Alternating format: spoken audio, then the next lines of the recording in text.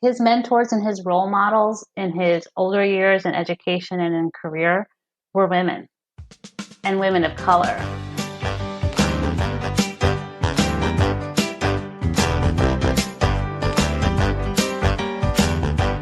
Welcome to the Nouveau podcast, the podcast that models healthy communication for men, empowering them to start the journey of self-work. Now here's your host, Thomas Pierce.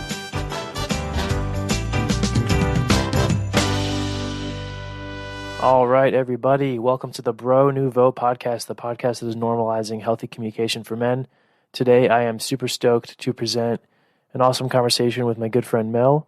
She is an incredible person, and we've always been able to have really great conversations, and that's shown through on this one. Enjoy. Okay, and we're live. You're very welcome along. Hello, Mel. How are you? Hey, how's it cooking? Yeah, fantastic. How's it cooking? Thanks so much. Looking good in my kitchen. All righty. All right. Yeah, it's all good. Thanks for taking the time out of your busy day to talk to us. Oh, it's my pleasure. Thanks for inviting me. Yeah, for sure. I'm stoked to see what comes out here. So what's your normal routine look like these days post mid lockdown? Post mid lockdown, yeah. It's opened up a little, which is kind of nice. You think about the two things that people most need in this world to sort of survive and feel connected is touch and your breath. And those two things were like taken away from us in so many ways at so many times, So like that whole year, most of us were unprepared to how to build that resiliency without touch and our breath. Of course, you can breathe at home and practice your meditation if you did, but those two things are so integral to our resiliency and our joy and our ability to feel complete and safe.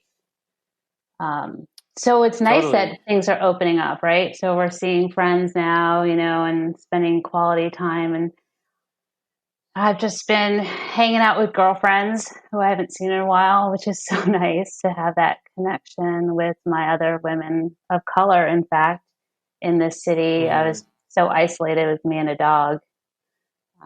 And sometimes I got to see you too, let's not downplay that. That was really nice to get to meet a new person.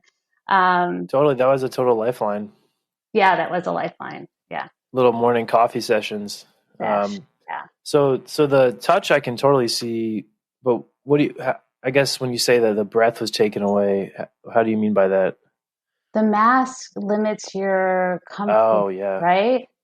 And, at the same time, we all felt sort of, psychologically and maybe even symbolically stifled, and our hand was put over our mouth. We couldn't speak and yell and scream because we had to keep it together in some way. And then literally in the hospital, and I'll just say I work in a hospital, COVID patients' breath was taken away. That was it, the breath and isolation. So we all lived with it in so many different layers and ways. And I think it really made us face so much. But it was hard, right? Super hard. And then to be away from our families, some of us, like myself, who have family on the East Coast. Totally. I think that was a lot of my friends kind of dealt with this guilt around their family and deciding whether or not to see them. Yeah. And there was this weird trade-off of, well, I didn't go see my family in out of state, out of country, wherever, because of COVID. So now this wasn't me, but in this for my friends, now I feel like I can't do anything where I am presently, because if I get COVID, doing my everyday life, then all that work I did to not see my family was wasted. And I'm it's like, you can't freaking win. Yeah. I will say though, the healthcare inequities were extremely exposed on so many levels this year, because of who was admitted and who was getting sick first and who was dying. And I saw, it wasn't just one person in a family. A lot of men of color died and multiple people in their families died. And I can't imagine what we're going to be experiencing for the next couple of generations because of that loss. When you lose a grandmother, a father, your mother, and an aunt all within weeks, I don't know what that's going to do to just, aside from you and I, I've lost some people myself, but aside from you and I who are just mitigating grief and sadness, a lot of people of color are coping with multiple layers of grief and sadness and loss. And it should be and I don't want to minimize it. It's going to be very telling in the next couple of years as we see how this has impacted our community. And our community, I mean, in a whole, all of us. Yeah. For sure. I mean, so just for anybody who,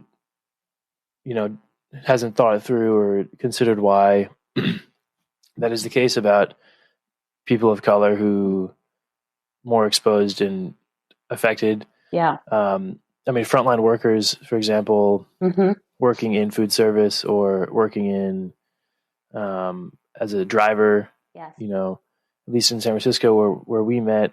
Yeah. Every third driver I had as getting a Lyft or Uber was Brazilian, for example. Exactly. Yeah.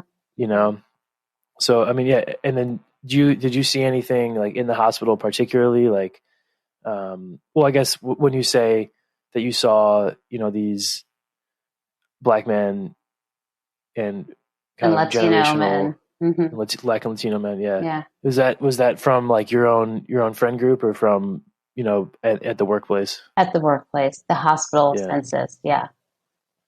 Yeah. And then that was crazy too, right? Because then people couldn't have guests, right? Yeah. Yeah. Oof. Yeah, we had to come up with ways of connecting with patients that were isolated through phones and other forms of communication and connecting families, while also understanding language barriers and religious differences, and just people being kind of, we're talking about 40, 50-year-old, some 60-year-old people being hospitalized and looking at the end of life, like in ICU beds, who never have had conversations of what their wishes were. So it was one of those years. Let's not do it again. I think it's amazing. Yeah. And then I think about like we as a society, like so many other places are just deal with constant trauma, constant trauma and forms of PTSD. So we'll get through it and we're getting through it. I just hope we do better. And I hope we learn from it. Yeah. 100%. Yeah. One of the kind of a parallel lesson or idea is that this was actually a great thing from when I was in high school. We had this little presentation about the invisible backpack. Oh yeah. Right? So it's like, what does a kid bring into school that isn't visible, or like, what does he or she on their shoulders? Yeah. And that applies to adults too. And especially part of like the mission or the ethos of this podcast is to kind of expose people like myself, right? So namely young white guys, straight white guys who haven't ever had that exposure to understand that, it's not minimizing anyone's problems. No, yeah. But it's kind of just thinking about how there are structures and issues that one family deals with that mine never did, potentially. Yes. Yeah. Or definitely. Yeah. Right. Yeah. Right on, Mel. Well, Well said. Beautifully Thanks. said. So Sure. yeah. So let's talk about you though for a little bit. Like, who are you? How did you end up in Oh, this position where you're working in uh-huh. healthcare and Hmm. living in San Francisco? Yeah. Um, let's see. I grew up in New York City, Upper West Side, if anyone knows the Upper West Side of Manhattan. Very diverse part of of Manhattan, I should say, economically diverse as well. So, my neighbors were either really wealthy, and then I had neighbors right next door across the street that lived in housing projects. So, for me, um, it was I am so grateful. It was a gift to be able to see all sort of spectrum of how people lived and how people understood each other. Um, and my grandmother, so I should say that both my parents are Puerto Rican, making me Puerto Rican. And as in New Yorkers, we are like a special group, which were stamped as Nuyorican, which is like because Oh, really? That's cool. I've yeah. never heard that term. Oh, really? Nuyorican or Boricua, but Nuyorican is something that is very, yeah. Puerto Ricans in New York all say, "I'm a Nuyorican," right? So both my parents are Puerto Rican. My mom was born on the island. My dad was born in Brooklyn. Both came from extreme poverty. Um, in fact, one of my dad's brothers, before they left the island, before my dad was born, actually died of malnutrition. That's how poor they were. Um, Jesus. yeah, yeah, and Wow. This is one of your uncles? yes, one of my uncles. And then when they came here, he was lived in Brooklyn, and my dad's upbringing was he jokes about it, but it's actually really sad. They moved around a lot at night because his father couldn't pay the rent, so they would sneak out and leave at night and just ditch the apartments for a long time. Wow. Yeah. And my dad learned how to play pool at 8 years old in Brooklyn and became a pool shark, as he called it. So, Yes. yeah, making money. So my dad he he literally shined shoes, sold potato knishes, and pool shark, and was an assistant to a magician. All before 13. Yeah, all before 13. Assistant to a magician. And then he helped like a synagogue in his neighborhood during Friday. At Shabbos, this Friday was sundown. You can't touch electricity or whatever. So he would go and turn people's lights off for them and light up candles in their apartments. So what they called him was a Shabbos goy, I believe, is the term, a Yiddish term for this, and meaning that he helped the the the Jewish people in his neighborhood during like Friday sundown. Anyway, so That's incredible. yeah, so he went to college. He was one of the only people out of his brothers and sisters who went to college, and then went to law school and became a politician. So he's like this. Yeah, you didn't know that? This is My your dad. grandfather or Well, your my dad? dad. He ran for Oh, what a Congress. legend. He's a legend, and he was really handsome. I'm going to tell you. Like I see pictures, and I'm like, damn. Like, Damn, damn, puppy. Papi. He looks good. I was like, okay, I know but like he was like, no, yeah, whatever. But yeah. So he He was knew. He had to have known. he had to have known. Like Yeah. I think he got votes just for his looks. What did he run for? Congress in Brooklyn, the 11th district. Wow. Yeah, and he worked for the mayor, Ed Koch, and Mm-hmm. he worked. In fact, my parents met during the Kennedy campaign.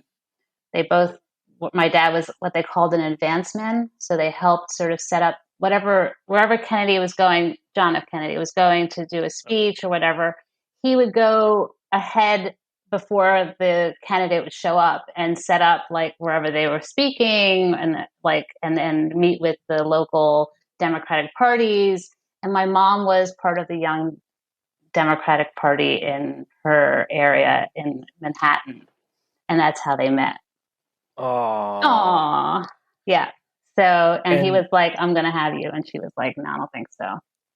And then he worked on it for about 4 years and then got it. So, wow, yeah. yeah, Yeah. that's my aunt. I just had a great weekend with some aunties in um, Florida, and my aunt Lee, who is a legend. Um, she told me the story about her husband Ron. I'd never known this, that Ron's a professional musician. He's a piano player Mm. and an organist, and he was playing at some bar. He was the piano man, and Lee was, I think, serving as a waitress. And every Saturday she would work there, and for like 12 Saturdays in a row, he came up to her and said, "Hey, you want to get some coffee after your shift?" And she Yeah. said, "No, no, no, no." 13th Saturday, Ron just says, "Fuck it, like it's not going to happen." And so he starts to leave and walks up the stairs, and Lena's like, "Oh, Ron, like, aren't you going to ask me?" You know? And then that was finally the time that they got together, and the rest is history. But Nice. I love it. yeah, those stories of persistence, right? That's a Persistence. common. I Yeah. mean, wow, that's incredible. I've always known that you had an amazing relationship with your dad, but I never knew those stories. I mean, he could have had a book written about him, it sounds like, easily. Yeah. I mean, there have been a lot of things written about him, not an actual whole book, but there has been some. He had a pretty strong run in New York and known, um, and maybe that's why my relationship. So let me talk about my relationship with my dad because it is a really beautiful relationship of pure love and respect. And because he respected me, he always treated me like an individual.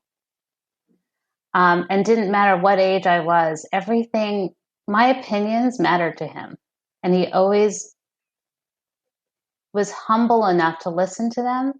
And so most people think that politicians and lawyers have this huge ego and they're sort of narcissistic. And um, he's not. He's like the pure opposite. It's all out of his feel. He always told me that our job, our responsibility as human beings, and especially for us in the growing up, and for me, was to give back to the community. That is our responsibility. And that's what he instilled in me. But, he always made me feel really special. And he was the one that exposed me to art. He used to take me to the Metropolitan Museum. When I was growing up, he would take me on little dates and I would get dressed up and put on my velvet dress and my little black, Oh, like my little black, patent leather shoes. And he would take me to the museum, Metropolitan Museum, for any kind of special cocktail party evening. So he'd always take me to these cocktail parties and fundraisers in the city, and I would be like his date. But he would introduce me to like well-known people from New York and movers and shakers, as if I was a super special, intelligent child, and I was very normal kid, right?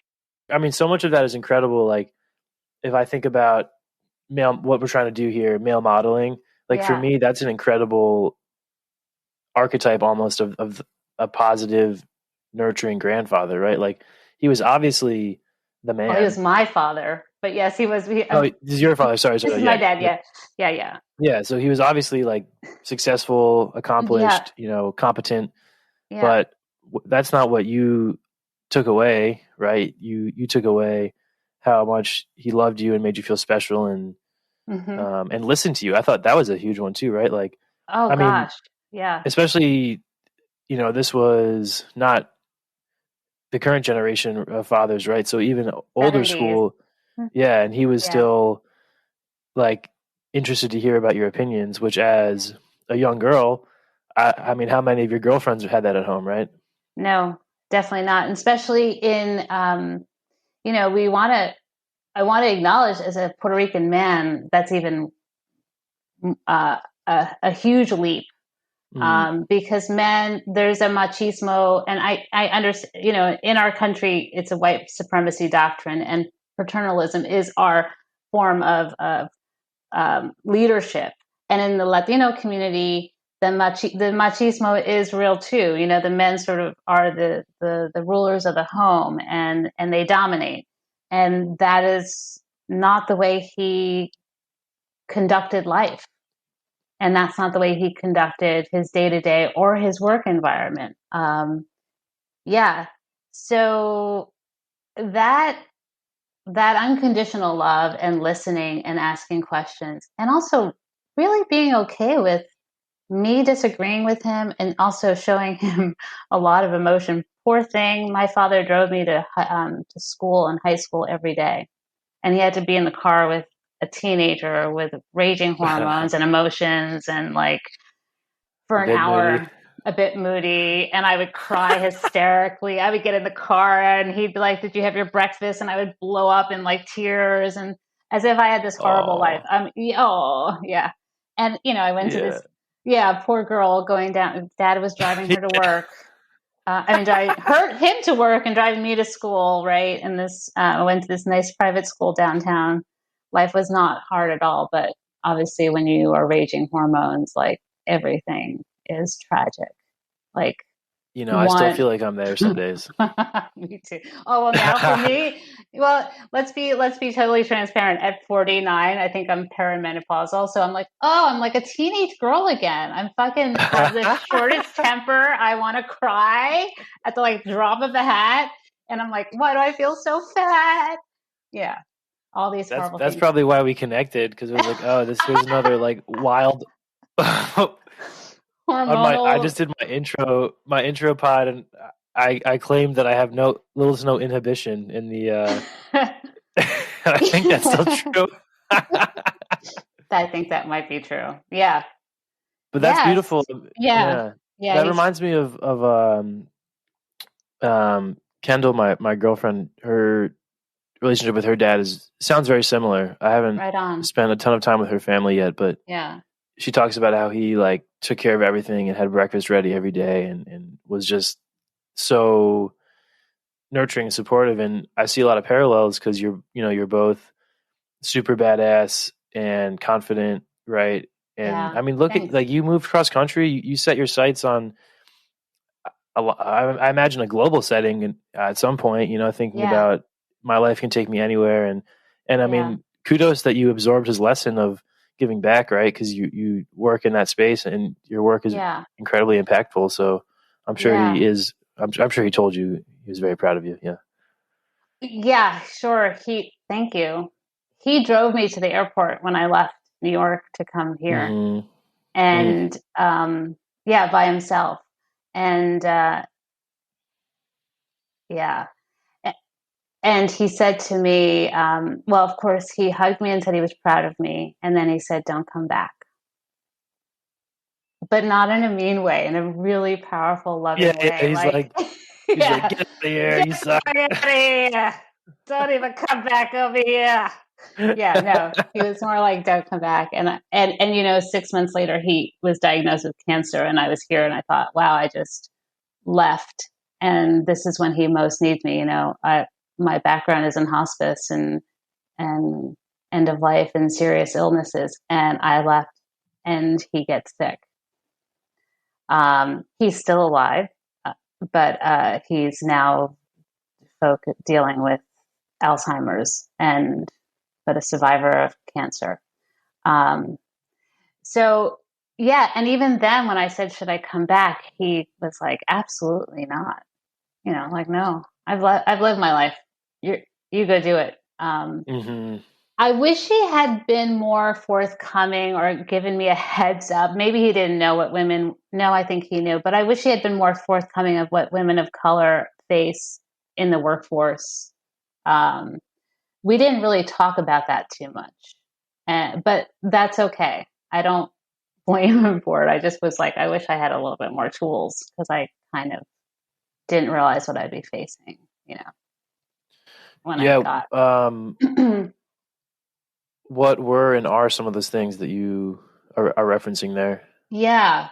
So I was totally sheltered in a very wonderful, diverse community of growing up, and I went to this elementary school that was built on Martin Luther King's belief of sort of equity in education. It's called Manhattan Country School. And then I went to this Quaker high school, and they were both private schools, granted, but they were very diverse. And so I was living in this little bubble of diversity and openness, and more progressive than normal. And then I went out, to college and then into other work environments and realized not everyone's like that, and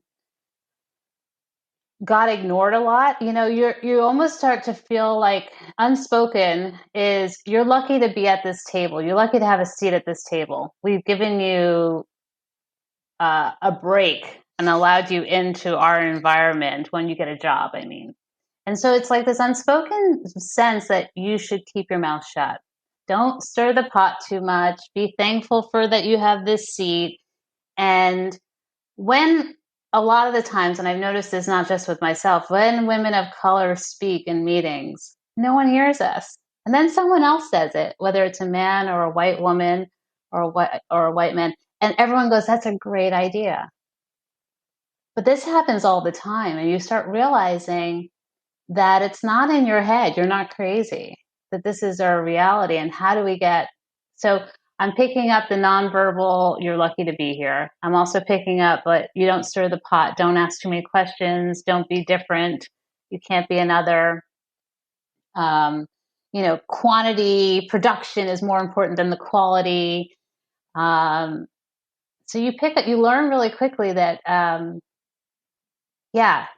that's part of the white supremacy doctrine that we've all been raised in this country, but it's really embedded in our workforce a lot of the time. And so when you get thrown into it, it's a hard lesson. And then you're sexualized as a woman, right? And you're sexualized, especially as a Latina. There's all those stereotypes, people laugh about them and the J-Lo thing, but people say stupid shit. And it comes out. And so you're getting sexualized, but you're also getting ignored. And you have to downplay your sexuality, and you have to almost come across dominant to be heard. And that's like that's not authentic, right? But you learn quickly that you in certain workforces and work environments. And I worked in healthcare and in nonprofit. And so you don't get dressed up and wear heels and show off anything too sexy at work. And you have to kind of be a little cold. You can't show your loving, personality. Just so right, you because can, that's half an opening for some exactly, for someone to scumbag touch who's going to be like, oh, yeah. yeah. Oh, like, I think she's hitting on me, or now I can tell her that her ass looks good in that. And even then, you could be as cold as you want and as distant as you want, and people will still be like, yo, you look good in that dress. Right. Wait, And by people, we mean men. yeah, I don't really know. Yes. In fact, I'll tell you a story of my first job at hospice in New York. I was working in inpatient hospice in a hospital. And this nurse was showing me around the hospital, and I got in the elevator, and it was her and I and 3 doctors, all in white coats, older men. And this is when I first became a social worker, right? And end of life. And the first thing, before I was introduced to them, because the nurse knew the 3 doctors in the elevator happened to be, I think they were all oncologists or something. One of them said, while looking at my breast and up and down, "Oh, you must be a new one." Jesus Christ. And I was like, first of all, I'm in this closed quarters in this small elevator, my first job in a wonderful hospital in New York City, and the first thing I get is totally sexualized and then kind of stripped with his eyes. And the other 2 men are sort of agreeing with him. And I've been minimized, insulted, embarrassed, humiliated, and then had this other woman look at me like, oh, you're going to be trouble because obviously you're giving off something.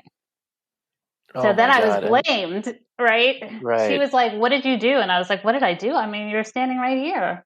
So all of that comes into play as you're also trying to, yeah. So that was like, I got blamed, all these levels of like So shit, many levels. so many bullshit, so much bullshit. And at the same time, I've told you, Thomas, and we talked about this, that the reality is that most men have to know that every woman you come in contact with has either been sexually abused, verbally abused, threatened, has had some form of sexualization that has made them feel threatened. And any woman you meet, or girl or teenager has experienced it already. And so even in that exchange where I was with another woman and it was in public, I still felt once again taken. Something was taken from me. And it chips away. It's like, we talk about the little nicks and cuts. And so even when you're joking or you have to be really mindful of speaking to people. You talked about the packet, like the backpack. Those are facts. All women have experienced some point in their life where they felt intimidated sexually or actually abused and have a story or multiple stories. And so be mindful of that when you interact with them, when you stand next to them, when you come into their space, especially in a work environment, because it triggers. And I don't care how much work you do as a woman, working through those things, it can still trigger it. Where I think I spent like 3 weeks not getting on the elevator on the oncology area. That's how bad it was for me, where I literally stayed in the hospice inpatient floor because I was afraid of what else would happen. Thank you for kind of walking through all of that, and there's so much there to unpack, and I mean, talk about complicated. The other one that jumps out at me is around how the intra female dynamics, right? Of like in that example, the other woman in the elevator is now has, you have a target on your back now in her eyes. And that's because of the structures and how the men are treating you. You know what I mean? It's like such a mind, Oh my God. She was probably thinking like, great, now they're not going to take us seriously. And these oncologists are going to we've both our self-worth and all of our education has been minimized to being sexualized in this 1 second, comment that maybe he was not really like that, or maybe he was trying to show off to his friends or whatever it was. They weren't young men. They were older men. And I don't want to chop it up to generations, but I will say what I have taken away just talking with you on this. It's interesting, the process. This is probably why people go to therapy. Mm-hmm. But I think why my father was different was that he was not just raised by women and his sisters, but his mentors and the people, like his mentors and his role models in his older years in education and in career were women and women of color. So what I guess I would impart is that I urge all men to find women to be their role models, their mentors, to ask questions, to listen, but ask more to understand and confirm and reaffirm what you hear when someone's telling you a story or talking to you, because we do speak very different languages and generations and, our backgrounds and our ethnicity and everything else comes into play. If you don't really understand, ask again or ask for clarification, because then we're bridging that gap, right? And you're with the upper hand as a white male.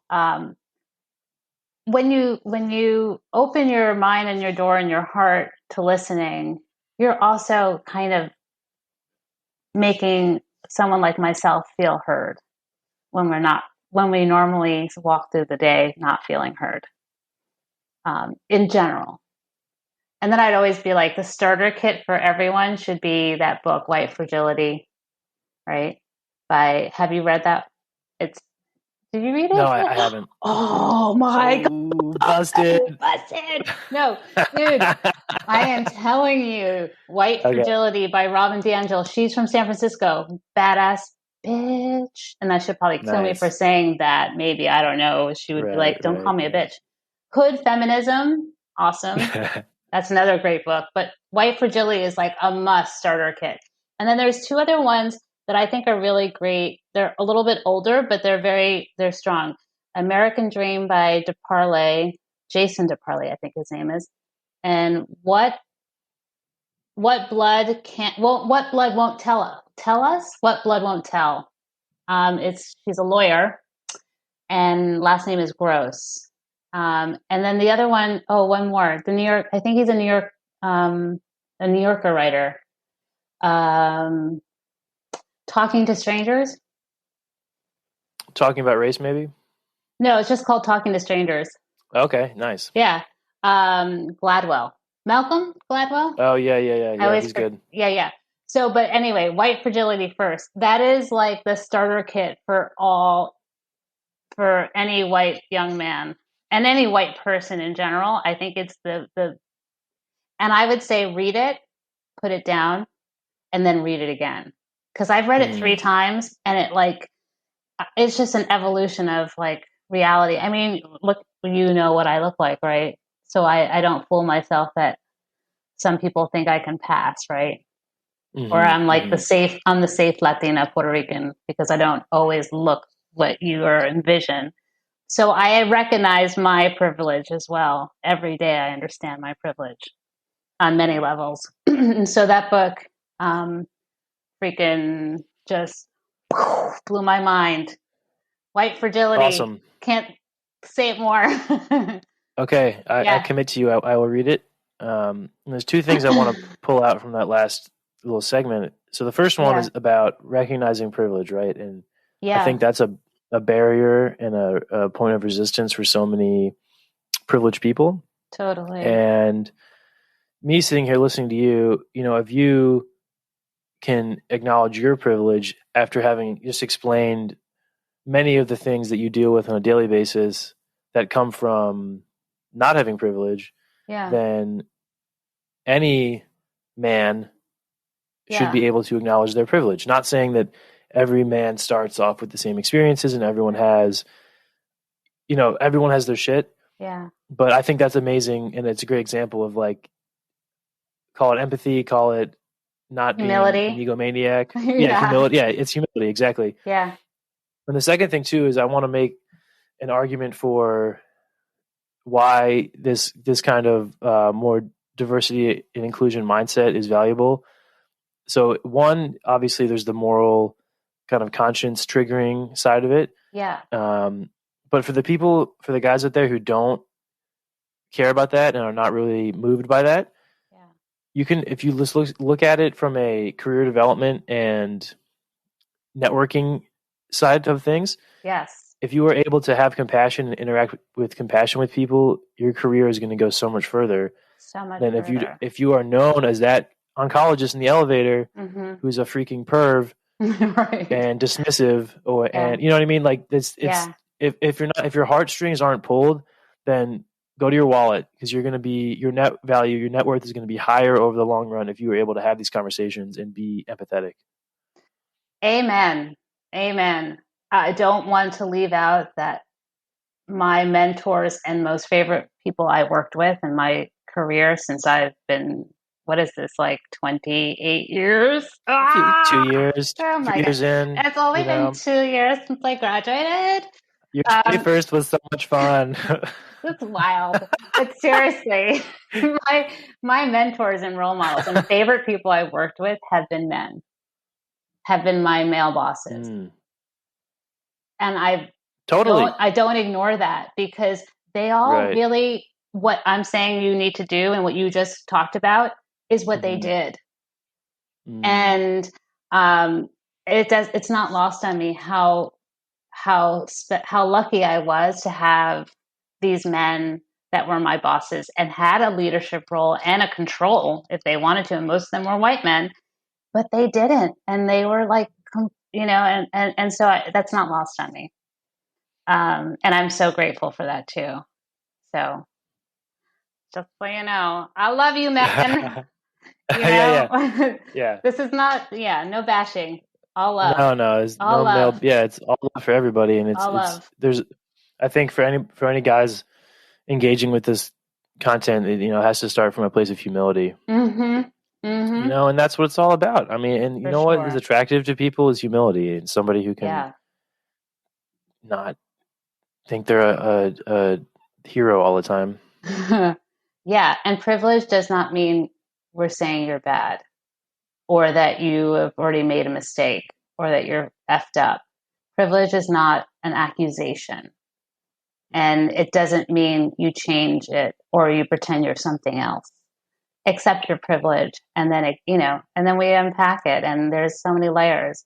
And you can't live in every second acknowledging it, but when it matters, take that moment to think about the privilege, the place that you're standing in. Will do. Well, Mel, I consider you a role model of mine, I love and you. I love you too. Thank you so much for getting on here and sharing your story and your thoughts. And I think this was for me personally, very impactful. I think it's going to help a lot of people. So thank you. Right on. I send you mucho, mucho love. Y besos y abrazo. Besos y abrazos. And I always like to say, I'm old enough to be your mother. She's my mother. My mother, she's my soul sister. Word. Word. Yes, girl. Love you. Yeah, queen. Okay, thank you so much. Love you too. Bye. Bye. All right, folks, there you have it.